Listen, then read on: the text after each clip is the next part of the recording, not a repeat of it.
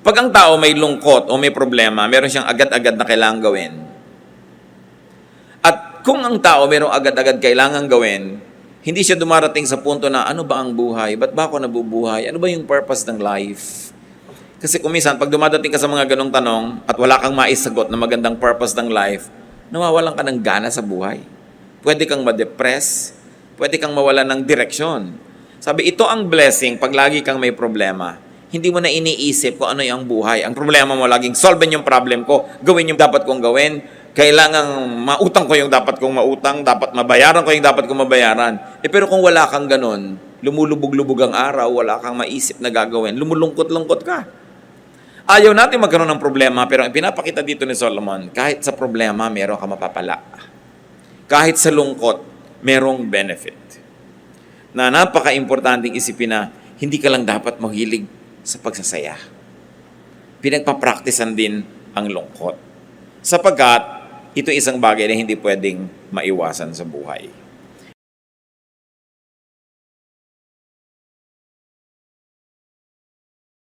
Indeed, the Lord is glorious. Our Father in heaven is fantastically wonderful. At lalong-lalo kung atin pong sinusuri at pinag-aaralan ang Biblia, marami tayong lalo nang nakikitang kaluwalhatian ng Diyos. We have been reading the book of Ecclesiastes for a while, and it has been a search of what's good in life. Ano nga ba talaga ang mabuti? At syempre, hindi lang mabuti, we also like to see what's better in life. And as we ponder more words from the teacher, we pray that the Lord will enable us to see what's not only good, but what's also better in life. Thank you, Father, for this privilege of worship, and thank you for the privilege of reading the Word, preserved through the generations, and useful and fruitful for all of us even now.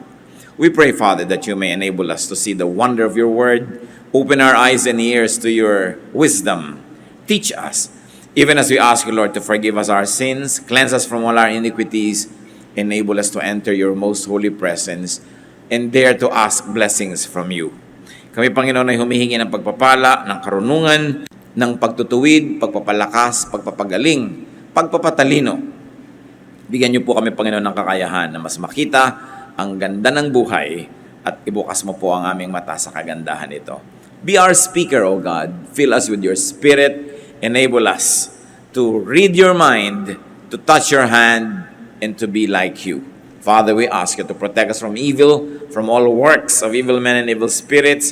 And we ask you, Father, give us serenity, calm in our hearts, and may your healing liberate us from physical, emotional, and spiritual infirmities. Thank you, Father, in the name of your Son, our teacher, the Lord Jesus Christ. So what's better in life? At maganda pa nga itanong, so what's best in life? Ecclesiastes 7:1-6. Solomon speaking. A good name is better than fine perfume, and the day of death is better than the day of birth. It is better to go to a house of mourning than to go to a house of feasting. For death is the destiny of every man. The living should take this to heart. Sorrow is better than laughter, because a sad face is good for the heart. The heart of the wise is in the house of mourning, but the heart of fools is in the house of pleasure. It is better to heed a wise man's rebuke than to listen to the song of fools. Like the crackling of thorns under the pot, so is the laughter of fools. This too is meaningless. In 6 verses, we are given a big load of wisdom. At itong thesis ito ni Solomon, meron sinasabi siyang, this is better than that. It doesn't have to be read as really literally better, but a poetic device to tell us that, well, you think there is something good here? Find something that is also very, very good, even in its opposite. So it's a dramatic way of looking at it and saying that it is better. So then, a good name is better than fine perfume. Tayo mga Pilipino, mahilig magpabango, mahilig maligo, mahilig sa cosmetic industry. Sabi, but a good name is better than that. At yun daw araw ng kamatayan, mabuti pa kuminsan sa araw ng kapanganakan. Parang ito yung mga pagbaligtad sa mga dati na nating inaakala o pinaniniwalaan, hindi para talaga baligtarin ito, kundi para ipakita sa atin na maging yung kabaligtaran ng akala natin maganda, may kagandahan pa rin. Mas mainam pa daw na pumunta sa mga bahay ng pagluluksa, sa mga lamayan, sa mga namatayan, kaysa sa pumunta sa mga party. Meron daw inam at kagandahan maging ang kalungkutan kaysa sa tawanan. At yun daw matatalino ay isinasali niya sa kanyang schedule. Yung pagpunta sa mga malulungkot na mga okasyon, hindi lang gusto niya laging sumaya, tumawa o malibang. At mas masarap daw yung pagtutuwid, yung kahit pintas sa'yo ng matalino kaysa papuri sa'yo ng isang wala namang alam. Mas dapat yan pinapahalagahan dahil ang tawa daw ng mga walang alam ay para lang tunog ng mga nasusunog na siit o mga tuyong kahoy. Sandali lang yon, tapos wala na. As we have said, better did not be read as literal better, but just for contrast, for dramatic effect.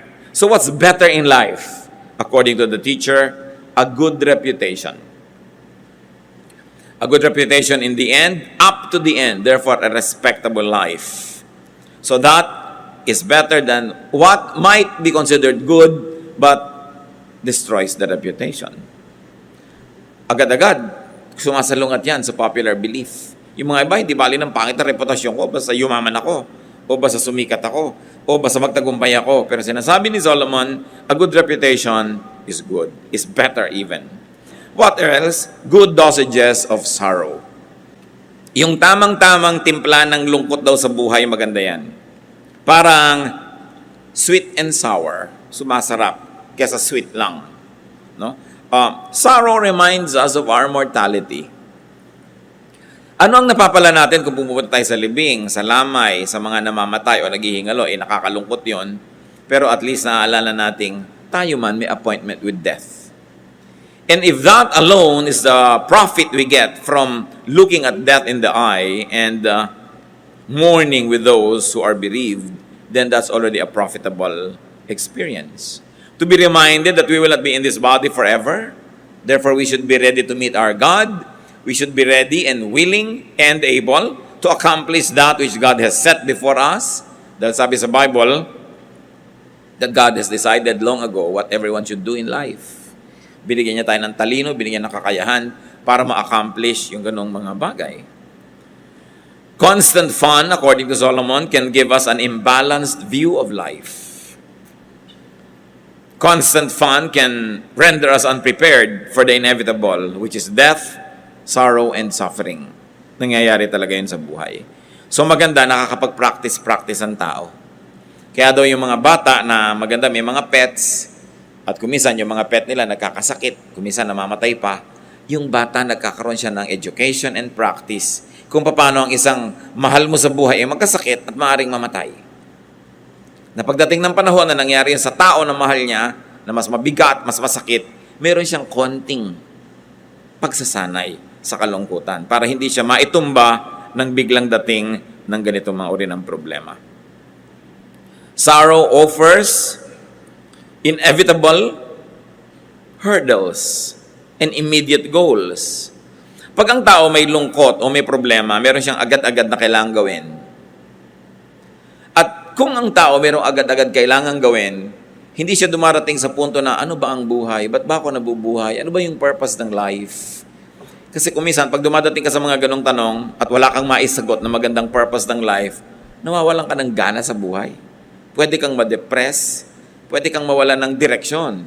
Sabi, ito ang blessing pag lagi kang may problema. Hindi mo na iniisip kung ano yung buhay. Ang problema mo, laging solvein yung problem ko, gawin yung dapat kong gawin, kailangang mautang ko yung dapat kong mautang, dapat mabayaran ko yung dapat kong mabayaran. Pero kung wala kang ganon, lumulubog-lubog ang araw, wala kang maisip na gagawin, lumulungkot-lungkot ka. Ayaw natin magkaroon ng problema, pero ang pinapakita dito ni Solomon, kahit sa problema, meron ka mapapala. Kahit sa lungkot, merong benefit. Na napaka-importanting isipin na hindi ka lang dapat maghilig sa pagsasaya. Pinagpapraktisan din ang lungkot. Sapagkat ito isang bagay na hindi pwedeng maiwasan sa buhay. Ecclesiastes 7:7. Extortion turns a wise man into a fool, and a bribe corrupts the heart. Ito kasing Ecclesiastes, collection ng wisdom ito, kaya bigla-biglang kumakambyo, bigla-biglang naiiba yung topic, bigla-biglang may ibang ituturo, at yun ang ating pattern na sinusunod. Kaya kung saan tayo dali ng verse, doon naman tayo nagpupunta. What is better in life in this part of Ecclesiastes? Integrity. Integrity is better than whatever might give you benefit but will erode your integrity. To be above and beyond reproach. Yung meron kang delikadesa, meron kang self-respect, and people also respect you because you live in a respectable way. Ecclesiastes 7 verse 8, the end of a matter is better than its beginning, and patience is better than pride. So, ang mahalaga daw, hindi yung simula lang, kundi yung katapusan, o natapos mo ba yung sinimulan mo. Anong pinapahalagahan dito ng teacher? Consistency. Steadfastness. To be able to deliver a promise. To be able to do what you had set out to do. So that you would have not totally wasted time. Pag simula ka ng simula at hindi mo naman tinatapos, magsisimula ka uli ng bago, marami kang nasasayang na oras na dumadaan, hindi na bumabalik, ikaw ang nalulugi. So what is important here is to complete what has begun. At kung hindi natin kayang tapusin, huwag nating simulan. Kakambal siyempre nito, itinuturo sa atin ni Solomon, magplano ka. Kung may project ka, tingnan mo yung costing, kaya mo bang tapusin? Kung hindi mo kayang tapusin, huwag mo simulan.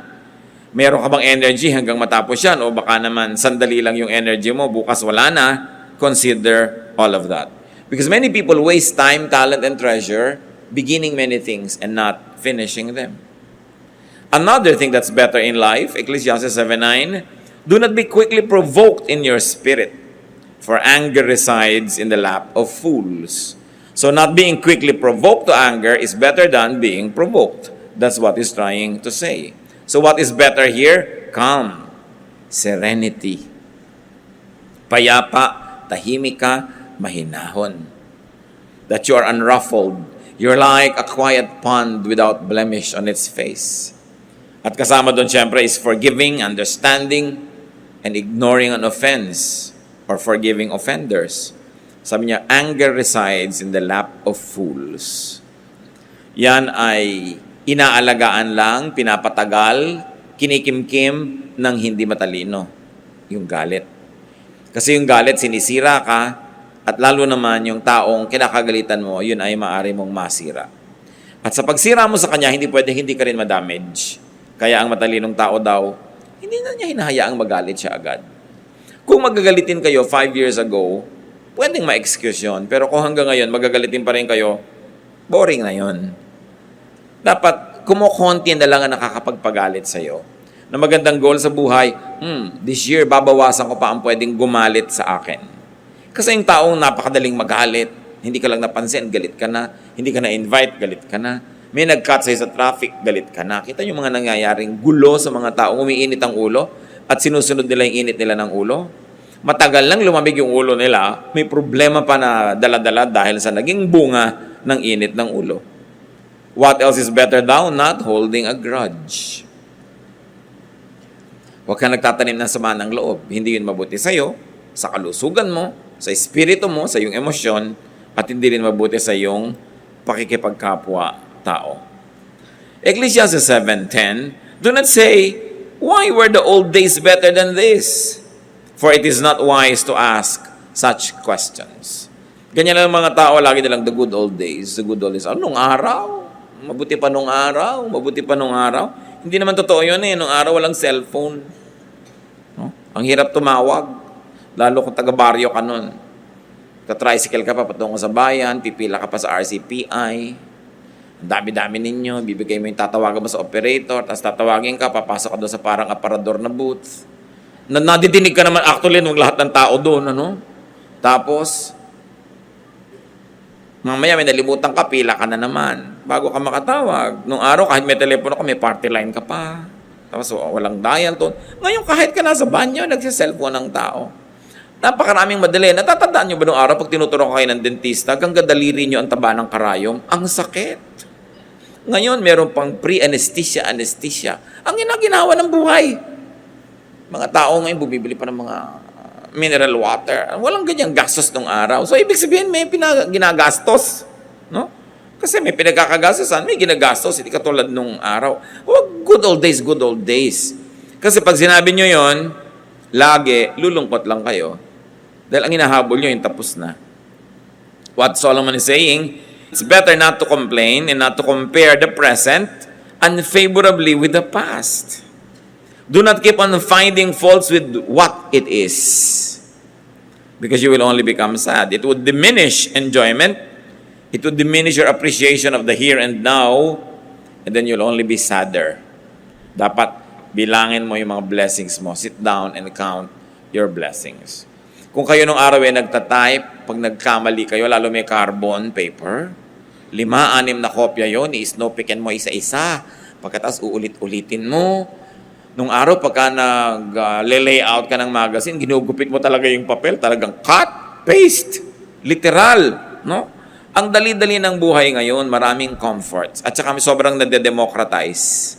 The comforts you have, for instance, in texting, kahit kabalot vendor, not even the Caesars of Rome had them. No? At kumisan, kung nakaka-afford ka kahit konting air conditioning, not even the emperors of Rome or the pharaohs of Egypt were able to air condition their bedroom. Maraming dapat ipagpasalamat ang tao. Ngayon, yung may nalulun ka na kung ano, nung araw, iintay mo na lang mamatay ka. Ngayon, opera ka, natatanggal yung nilulun mo. Kaya nung araw, matagal ang yung naghihingalo. Yung mga lola ko, naghihingalo, 3, 4, 5 days. Yan ang kwento ng mga tao. Paano? Talaga inaantay nung may sakit na mamatay siya. Pero ngayon, ginagawan mo yan ng paraan. Sabi ni Solomon, don't always say the good old days were better. Nababawasan ang appreciation mo sa improvement ng humanidad at sa blessing ng tao sa ating kabihasnan, sa blessing ng Diyos sa tao. Ecclesiastes 7:11-12, wisdom, like an inheritance, is a good thing and benefits those who see the sun. Wisdom is a shelter as money is a shelter. But the advantage of knowledge is this: the wisdom preserves the life of its possessor. So may dalawang shelter na sinabi dito, wisdom and money. Hindi sinasabing walang kwentang shelter ang money. Maraming nagagawa ang money, so you make a lot of money. Ngayon, kung ayaw niyong itago, ibigay niyo sa akin. O ibigay niyo sa mga mahal niyo sa buhay. But produce wealth. Because money is a shelter. So niya, advantage yan. Pero alam niyo, mas advantageous ang wisdom. Because wisdom preserves life. It is possible that money can actually destroy life. Alam niyo yung mga biglang tumatama sa mga loto, mga biglang nagkakapera, kung minsan napapahamak. Wala silang practice yumaman eh. Pero ang dami nilang practice humirap. No? Kaya mas hiyang sa kanilang kahirapan. Mas magsusurvive sila na mahirap kaysa mayaman.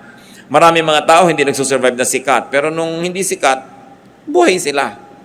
So sabi, huwag mong sinisisi ang nangyayari sa isang buhay. Huwag mong isinusumpa ang buhay mo dahil kino-compare mo sa iba. Hanapin mo lagi yung advantage ng iyong pagiging iyo at ikaw. Kasi lagi yan merong advantage. Kung minsan yung mabuti pa yung naglalakad na walang pera, hindi na hold up, hindi na sasaksak. Kung ikaw may pera, na-hold up ka pa. Kaya sabi, wisdom preserves the life of its possessor more than money. But of course, money also does preserve and prolong life. Diba? Mahirap siyempre patayin yung may pampa-hospital. Mahaba talaga buhay niyan. Kaya, iniisip mo yung mga ganyan. Gusto mo humaba ang buhay mo, pagka kailangan kang operahan, may pampa-opera ka. Because money is a shelter. Napakasarap basahin si Solomon eh. Kasi hindi kanya tinatambakan ng kutakot-takot ng mga maraming theology ng ending, magsasuffer ka pala. Siya pinapawalan kanya sa mga pagdurusa, tinakalaga niya yung gapos mo, niluluwagan niya yung mga tali para yung buhay mo mas guminhawa. So what is better here according to him? Wisdom over money. But it doesn't mean that money is bad. The love of money is what is evil, not money itself. Ecclesiastes 7:13, consider what God has done. Who can straighten what He has made crooked? Hinahanap ni Solomon at ipinapakita sa atin yung mga kamalian natin, kaya nababawasan ang saya sa buhay. At iminumulat niya yung ating mata para dumami ang dapat natin ikasiya. At isa daw dito is the appreciation of the unchangeable. That's what's better in life rather than always rejecting and trying to change the unchangeable. Ang sinabi niya, who can straighten what He has made crooked? Kung ano daw ba ang niliko ng Diyos, pwede mong ituwid? O ang kanyang itinuwid, pwede mong iliko? Hindi. So ang taong sasaya sa buhay, yung itinutuwid, yung pwedeng ituwid, at tinatanggap na lang na liko, yung liko talaga. Lalo, hindi mo kayang baguhin. Hindi mo kayang baguhin, for instance, yung aptitude ng tao, yung talent niya, yung hilig niya, talaga doon siya naka-incline. Kesa lagi kayo nagtutunggali, lagi na lang kayo na nagkakaroon ng struggle, accept. When applied to human relationships, this means to accept and even enjoy people's unchangeable traits. We try. Kung meron tayong mga pangit na ugali, gusto nating improve yan. At sikap tayo ng sikap. Pero mas luluwag ang buhay kung ikaw mismo, pag-aaralan mo, tanggapin kaysa baguhin ang iyong kapwa. Kung gusto mong baguhin ang sarili mo, baguhin mo kasi sarili mo naman yung kausap mo.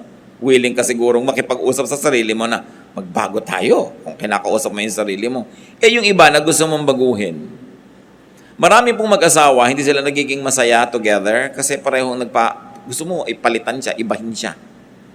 Paano siya maiiba? Sabi nga sa Bible, can a leopard change its spots? Well, we do not discount the possibility of a miracle, but a miracle is more of the exception rather than the rule. Kaya kung yung mahal mo sa buhay, anak mo, kapatid mo, asawa mo, may mga ugali, may mga katangian na sa tingin mo ay kapintasan, mas sasaya ka kung pag-aaralan mo yun at tanggapin. Kung meron kang gustong baguhin, ang baguhin mo yung attitude mo. Kasi meron kang control doon, but you have no control over other people. Of course, if those people will also change themselves with God's help, then it becomes a lot easier. But you changing somebody else, it's going to be a struggle. Somebody will always win and somebody will always lose. And you know what losers do? They get out of your life or they kick you out of their life. Kasi they always lose. Kaya kung gusto nyong matagal na magkasama ng mga minamahal mo sa buhay, yung walang patakarang pagtanggap, mahalagang pag-aralan. Kasi sabi ni Solomon, consider what God has done. Ibig sabihin, Diyos ang lumikha sa tao eh. So pati yung ayaw mo sa Kanya, ang totoo nun, nasa design niya yon o nasa inclination niya yon. Kung yun ay hindi talaga maganda, dapat pagsikapan niya. Pero ikaw, kahit anong gawin mo, hindi mo siya mababago. Magkakaroon lang kayo ng hidwaan. So a powerful source of happiness here is not having people the way you want them, but a good attitude. That you take people for what they are. Ecclesiastes 7:14, when times are good, be happy. But when times are bad, consider, God has made the one as well as the other. Therefore, a man cannot discover anything about his future. Kung masaya daw ang moment, edi magsaya ka. Ngayon malungkot, edi malungkot ka. Ganun talaga ang buhay. May araw ng lungkot, may araw ng saya. Ang mahirap ito, wala namang dahilan para lumungkot, umiimbento ka ng lungkot. Yun ang miserable. Hindi naman kayo dapat mag-away, nag-aaway kayo dahil lang pareho kayong pagod. Tapos mamaya, pasensya ka na, pagod kasi ko. So pag pagod pala, okay lang mang-away. No? Hindi kailangan, pinapasama mo lang yung sitwasyon. Pag masaya ang okasyon, magsaya ka. Alam nyo kapatid kung bakit? Hindi mo alam kung bukas, lungkot ang darating. Hindi mo alam kung bukas nasunog pala yung bahay mo. Of course, we don't like that. But it can happen, di ba? Nangyayari. Ngayon, merong party, ayaw mong kumain. Tapos bukas, bigla na lang, may sakit ka sa lalamunan, wala ka talagang makain, nakaswero lang, sisi ka ng sisi, pati hindi ko pa nakain yung pwede kong kainin, nung pwede pa. Kaya kailangan, kung maganda yung panahon, yan, samantalahin mo. Parang sinasabi, o umaaraw pala, o di, yan, magkula ka, maglaba ka, maglakad ka, mamasyal ka. Kasi may mga time na bumabagyo, hindi pwede yun eh. Ngayon, yung wala namang bagyo, nagkukulong ka sa bahay. Pagdating ng bagyo ngayon, nagsisisi ka, ba't ba hindi ako nakalabas-labas nun? Ang practical ni Solomon, ang sarap-sarap niyang kasama. Ang sarap-sarap niyang teacher, buti na lang siya yung the teacher, Ecclesiastes. Ibig sabihin, the teacher. It was derived from that root word. Pag siya yung teacher, hindi kanya puro tinatambak ka ng pagdurusa at hirap. No? Sinasabi niya sa inyo, etong gawin mo. At huwag niyong tatawaran si Solomon, siya ang pinakamatalinong tao. Siya ang binigyan ng Diyos ng superior na katalinuhan, kaya dapat natin siya pakinggan. More than some religious leaders. No? More than some preachers na ang lagi nilang gino-glorify is suffering. Puro na lamang na magdusa ka, magtiis ka, huwag kang kumain, mag-fasting ka. But there's nothing wrong with that. But sabi ni Solomon, for everything there is a season, a time for every matter under heaven. So wise people are to enjoy good times, and they are to ponder bad times. Pag daw malungkot ang panahon, ang dapat mong gawin, magbulay-bulay, mag-isip-isip. Anong iisipin mo? Bakit kaya malungkot? Meron kaya akong pananagutan o kontribusyon sa lungkot na ito? At pag nasabi nating meron, pag-aralan mo, paano ko kaya hindi na ito uulitin para huwag uling magkaroon ng ganitong klase ng lungkot? So, kahit yung lungkot mo, nagkaroon ng lesson. At kung may lesson yon, may benefit kahit yung kalungkutan. Ang mahirap, laging may lungkot pero hindi mo nalalaman kung bakit hindi ka man lang kasi nag-iisip. Nagkakaproblema. Anong benefit? Kung mag-iisip ka, ano ang aking pananagutan? Anong kontribusyon ko? Bakit nagkakaproblema? Ba't lagi kami nag-aaway nitong asawa ko, anak ko, o whoever? Ano ang pananagutan ko? Dapat nating iniisip yon. Then sabi niya, makakabuti sa iyo ang mga araw ng problema at araw ng lungkot because such things make you a better person. So we learn and benefit from them. And what is the important lesson here? That God makes both good and bad times, according to Solomon. Nangyayari yan dahil pinapayagan ng Diyos. May nangyayari na talagang nililikha ng Diyos na mangyari. God causes them to happen. Pero may mga nangyayaring pinapayagan ng Diyos, God allows them to happen. In both cases, nothing can happen without God's permission because God is sovereign. And if God permits it, no matter how much you dislike it, then there must be something good in it. Ano ang misyon? Huwag magreklamo, huwag i-compare yun sa ibang panahon, hanapin ang lesson nun. Then you will be better. And since God makes both good and bad times, pwede nating masabing walang bad times. Dahil pwede mong pakinabangan yon, pwede yun magbigay sa'yo ng lakas, pwede yung magbigay sa'yo ng perspective, ng understanding of other people, ng compassion. Therefore, bad times did you good. Kailangan you turn every disadvantage to an advantage. Because the believers of God are incurable optimists. We see the brighter side of things.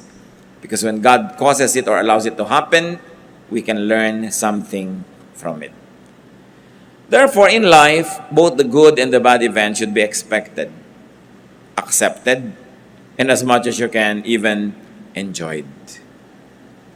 Ecclesiastes 7:15-18. In this meaningless life of mine, I have seen both of this. A righteous man perishing in his righteousness, and a wicked man living long in his wickedness. Sabi niya, alam niyo, may napansin ako sa buhay. May mga matutuwid na tao na mamatay dahil matuwid sila. At may mas mga namang tao, ang haba ng buhay. Sa katunayan, yung pangakasamaan nila yata nagpapahaba ng buhay nila. Na-observe niyo ba yan sa buhay? So sabi ni Solomon, verse 16, do not be over-righteous, neither be over-wise. Why destroy yourself? Do not be over-wicked, and do not be a fool. Why die before your time? It is good to grasp the one and not let go of the other. The man who fears God will avoid all extremes. I wonder if this is the first time that it has crossed your mind. The wisest man on earth, gifted by God with superior and excellent wisdom, says, do not be over-righteous. Okay, magandang banal, pero huwag kang super banal. Sabi niya. Magandang matalino, pero huwag kang super talino. Halos wala ka nang ma-enjoy sa buhay pag ganyan ang ginawa mo. Sa kabaligtaran naman nun, do not be over-wicked. Madadali din ang buhay mo, marami magagalit sa'yo o masisira ang katawan mo. Sabi niya, do not be a fool. Sabi niya, eto ang isang katangian ng tunay na makadiyos. Hindi siya nagiging extremist. Di ba marami mga tao pagka naging religious, overly religious? Ito yung kaharap mo siya, wala kayong pinag-usapan ko di Diyos, Biblia, mga kabanalan. At kung aaminin mo sa sarili mo, ayaw mo na siyang kaharap. Nakakasawa na ang topic niya. Meron naman na overly wicked, walang pinag-usapan ko di yung mga pinatay niya, o kung ilan ang kulasisi niya, o anong mga kasalanan niya. Hindi rin nakaka-edify. Sa niya, alam niya, ang tataong totoo, May konti ka nito, may konti ka nun. Talagang nadadapa ka, tumatayo ka, meron kang konting kabutihan, may konti ka rin kasamaan, part ng pagkatao mo yon. Sabi niya, ang sino man natatanggapin na ganyan talaga ang totoo, ikaw lang ang magkakaroon ng peace with life. Na hindi mo ine-expect ang mga tao to be perfect.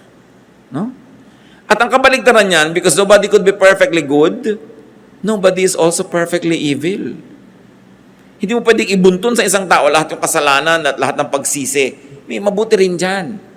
Alam niyo, yung kuminsan yan ang hindi maganda sa mga pelikula, yung may bida at kontrabida.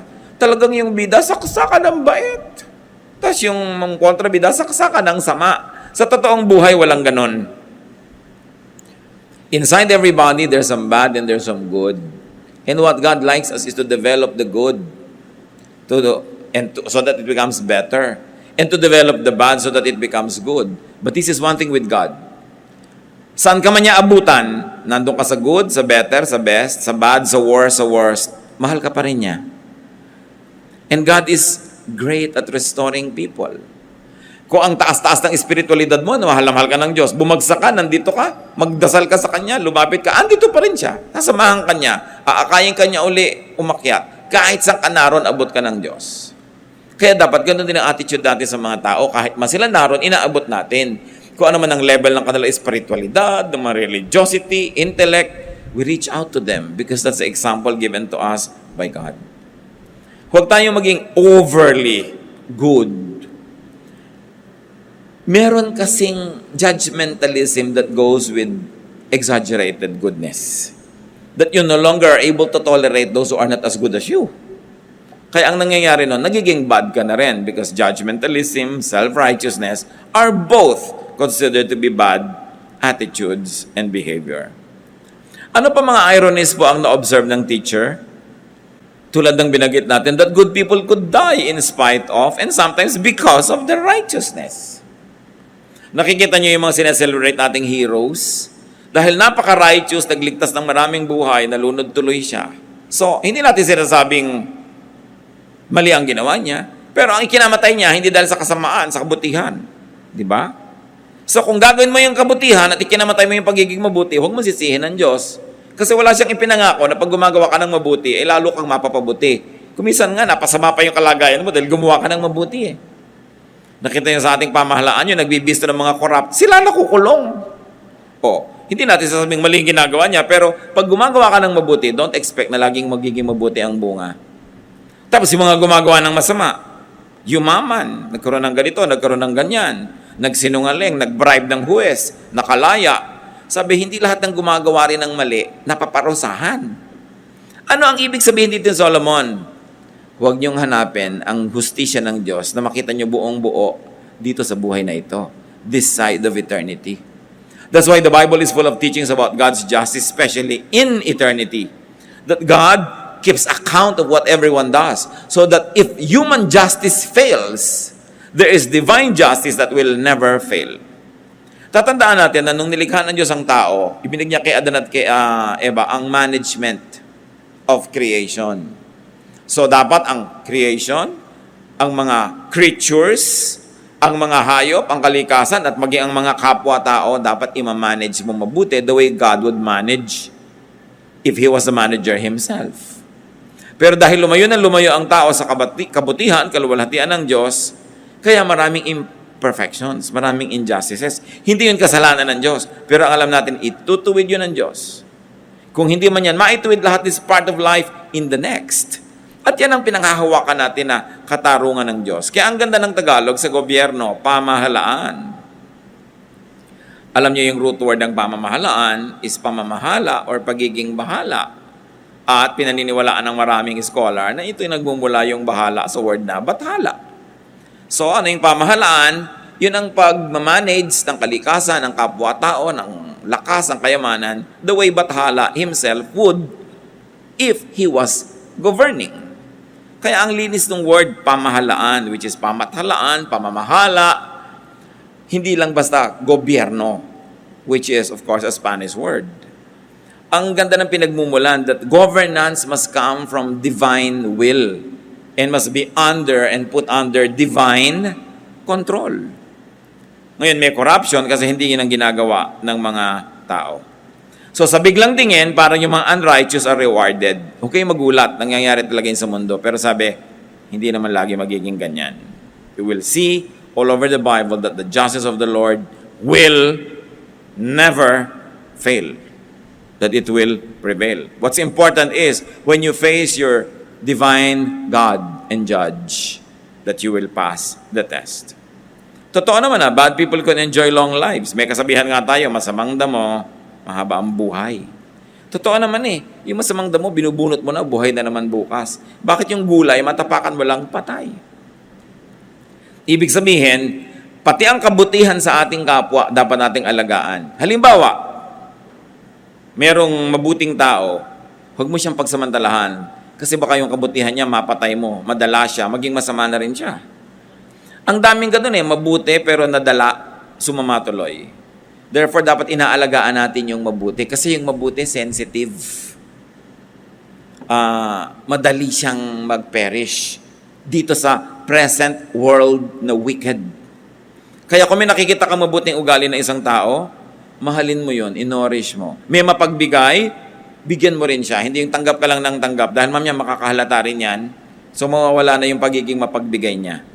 Marami mga tao sa first love, di ba bigay na bigay? Ang pag-ibig, ang pagsinta, katapatan, lahat-lahat. Pero nung nasaktan 1, 2, 3 times, ayaw na.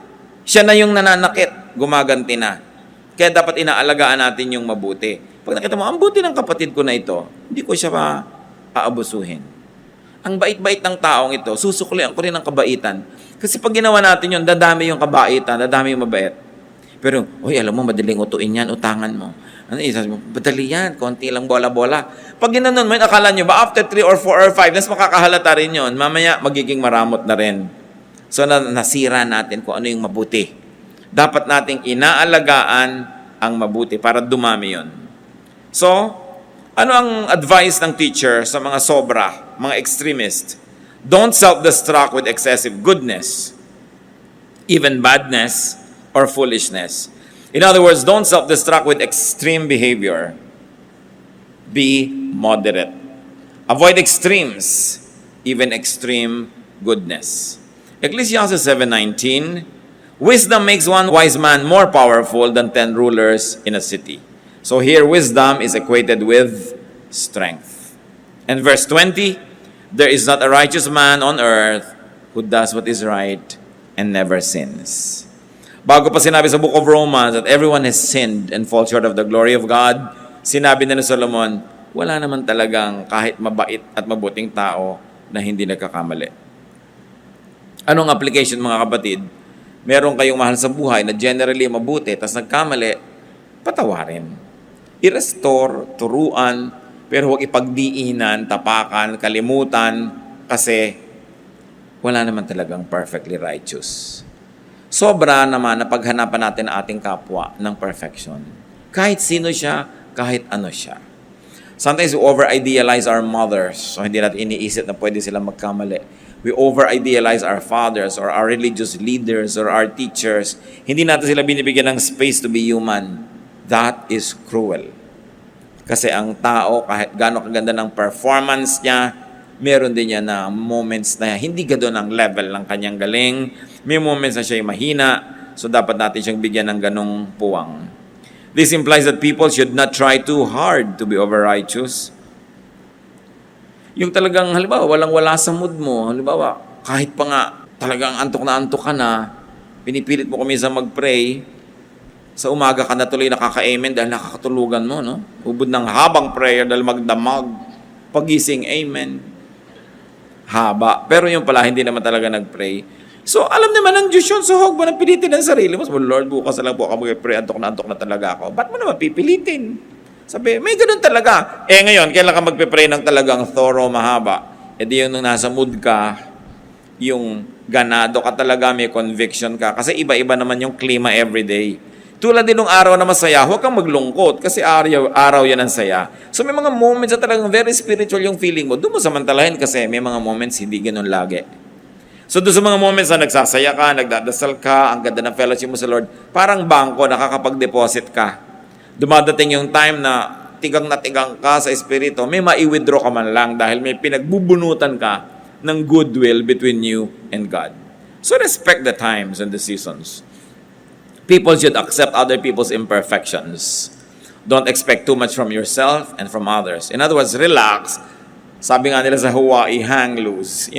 Relax ka lang. Huwag ka masyadong serious sa buhay kasi hindi naman laging nakakasolve ng problema yung pagiging serious. Kadalasan, nagdadagdag pa yan. Ecclesiastes 7:21-22, do not pay attention to every word people say, or you may hear your servant cursing you. For you know in your heart that many times you yourself have cursed others. May mga kilala po akong tao, very sensitive. Pag may nadinig na silang pintas o comment tungkol sa kanila, talagang dinaramdam. Pero dapat huwag tayo maging ganon. Sabi ni Solomon, do not be too affected by people's talk.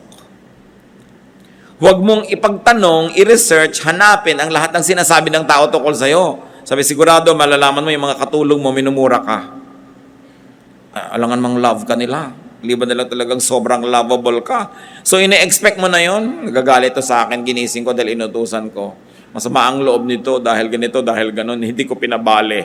Pagka tinanggap mo na ganon yon, hindi ka na masyadong mag-expect. So, pag nangyari nga, hindi ka masyadong nasasaktan.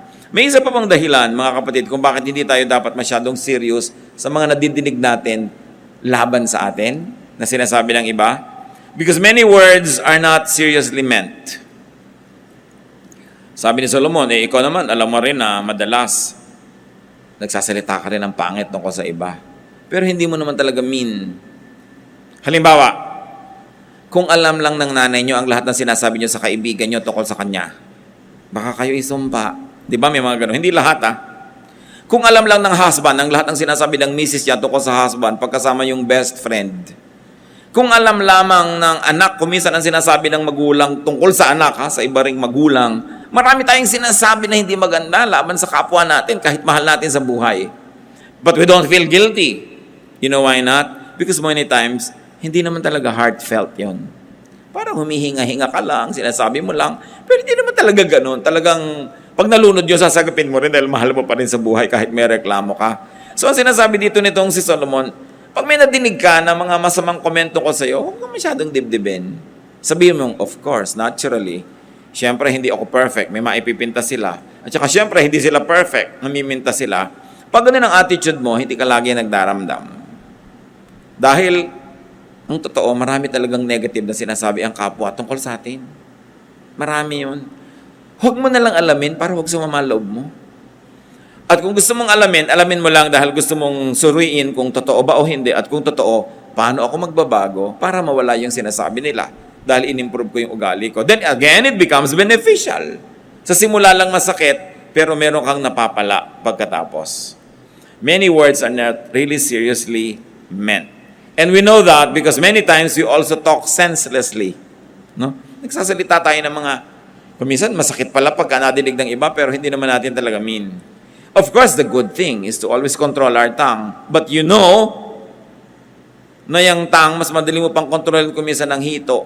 No? Na nagpupumiglas, kahit pukpukin mo yung dalag, buhay pa rin, mahirap hulihin at habulin pag nakatalon, mas malala yung dila doon. So, isang binibigay dito sa atin ng Solomon na kapayapaan is, tanggapin mo na rin na talaga madaldal ka. Yung talagang kuminsan, yung katinang dila, masarap kamutin. No? Yung masarap magchismis. Kasi kung lagi kang, masama ang ginagawa ko, pero lagi mo lang ginagawa, nahahati ka masyado, naguguluhan ka. Pero pag sabi mo, it's part of my imperfection. I will do my best by God's grace. Pero kung sakaling nangyari na uli, ayan na naman ako, may human nature. Hindi tayo tinuturoan ni Solomon na maging pabaya sa high moral standards. Hindi niya tayo tinuturoan na maging konsentidor sa mga sarili nating pagkakamali. Ang itinuturo lang niya sa atin, tao ka, tanggapin mo na tao ka. Tinatanggap ka ng Diyos na tao ka. Pero hindi ibig sabihin, kinukonsente ng Diyos na laging ganyan ka na lang. Mag-improve ka. Pero kung hindi ka pa nag-i-improve, keep improving, pero be at peace with yourself. It also follows that you must be at peace with others. And where is peace premised? Acceptance of what is true about you and what is true about others. And the moment you accept what is ugly but truthful about yourself, the more you will love God because God loves you in spite of. And the more you will appreciate God because God never gives up on us. Pero wag ka na lagi nakikipagtunggali sa sarili. Yung pagmamahal at pagtanggap sa sarili is also an act of godliness. Why? Because God created you. Kung minsan akala mo kapintasan yun, pero sa tingin ng Diyos, hindi pala. Kailangan mahanap mo kung ano yung strength ng what you might perceive to be a weakness. Verses 23 to 25. All this I tested by wisdom, and I said, I am determined to be wise, but this was beyond me. Whatever wisdom may be, it is far off and most profound. Who can discover it? So I turned my mind to understand, to investigate and search out wisdom in the scheme of things, and to understand the stupidity of wickedness and the madness of folly. So the teacher tried to study and make sense of life. Did he find any sense? Verses 26 to 29. So I find more bitter than death the woman who is a snare, whose heart is a trap, and whose hands are chains. Yung mga nagbabasa nito, lalo yung sexist naman ni Solomon. The man who pleases God will escape her, but the sinner she will ensnare. Look, says the teacher, this is what I have discovered. Adding one thing to another to discover the scheme of things. While I was still searching but not finding, I found one upright man among 1,000, but not one upright woman among them all. This only have I found. God made mankind upright, but men have gone in search of many schemes. Maraming mga babaeng naguguluhan dito, at mga lalaki rin naman. But sinabi ni Solomon, first of all, read this as it is. Do not fault Solomon or apologize for him. He is a product of his time. No? May mga context talaga ang paningin nila nun sa mga gender. But, I have a suggestion on how to read bad woman. Sabi niya, ang pinakamalalang mangyari ay yung meron ka maengkwentrong bad woman. Sabi niya, yung bad woman, wala kang pag-asa. Pagkaya nang dumating sa iyong buhay. Sabi niya, talo ka, sira ka. I propose it to be read this way. That Solomon being a man, for him a man means one's strength. But for him, a woman is probably one's weakness. Weakness si Solomon, women eh. Alam niya naman yun, di ba? Na libo-libo yung mga asawa niya. Dami-dami talaga. Yun ang weakness niya. At sinasabi ng maraming mga propeta ng kanyang panahon, naging dahilan ng pagbaba ng kanyang status with God. So pag sinasabi niyang, yung woman, ang curse sa buhay, yan ang problema, he could mean that one's weakness is a trap. Like a woman is a trap to a man whose weakness is a woman. That one's weakness, whatever that is, a man, a woman, a child, vice, drugs, one's weakness is a trap. And one's weakness must be avoided and would be avoided only by strict obedience to God. May weakness kasi Solomon, women. In matters not concerned with man's weakness, there is a possibility of goodness, of success, and godliness. But it is impossible to be good when one submits to his weaknesses. Kasi sinabi niya, a good man you can find, but a woman you cannot find any. And I was reading it that way, and I said, it does not violate sound interpretation. Because a wise man like Solomon cannot possibly say na walang mabuting babae ni isa sa mundo. It could be a poetic way of comparing two things. People's weaknesses and desires twist their minds. Like a woman can twist the mind of a man na sobrang weakness yung woman na yun. So what is good? What is better? Continue to read Ecclesiastes. And it's nice to read alone. Ang ganda-ganda po pag bulay-bulayan yung Ecclesiastes. Really, it's my favorite book. Kung meron kang dalhin sa isang pulo na malalagay ka doon ng 5 years, walang alisan, take Ecclesiastes. No? Kahit mo siya ulit-ulitin na basahin, after 2 years or 3, meron ka na naman bagong makikita, not because the words change, but because you change. You are now more capable of seeing things than before. Kaya napakainan po. Ang challenge na ngayon natin, marami tayong lungkot, marami tayong hirap, marami tayong weaknesses, marami tayong reklamo, marami tayong kino-compare. Ano ang lesson na ibinibigay sa atin Solomon?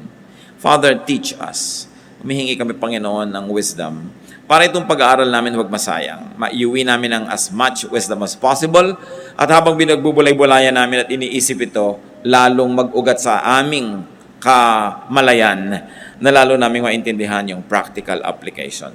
Sa ilang saglit, magbulay-bulay tayo mga kapatid sa major points that the Spirit of God has touched you on na ipinapaalala sa atin na merong lesson from Ecclesiastes, from the Word of God given to Solomon.